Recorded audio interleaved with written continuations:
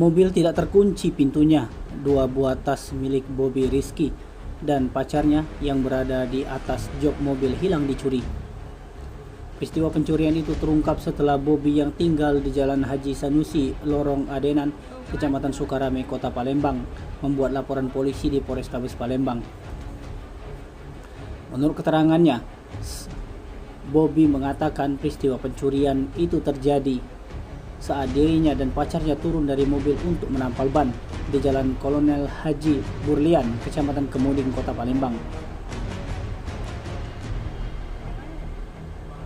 Awalnya mereka turun untuk menampal ban dan berdiri di samping kiri mobil. Tidak lama dia diberitahu oleh ibu-ibu yang berjualan, katanya tasnya dalam mobil sudah diambil orang. Mendapat kabar itu, lanjut Bobby, dirinya bersama pacarnya langsung mengecek ke dalam mobil dan dua tas dia dan pacarnya hilang dicuri maling.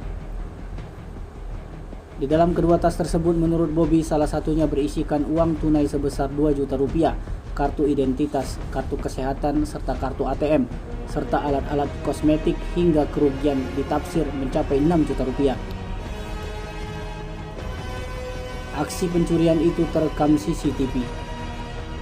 Tidak terima kejadian yang dialami, korban membuat laporan polisi di Polrestabes Palembang dengan harapan pelaku pencurian segera ditangkap. Laporan polisi yang dilaporkan oleh korban telah diterima SPKT Polrestabes Palembang dengan tindak pidana pencurian dengan pemberatan sebagaimana dimaksud dengan pasal 363 KUHP. Laporan kita ke sini apa dia? Laporan kehilangan apa? Tas ya, pencurian ya? Di dalam mana, Mas?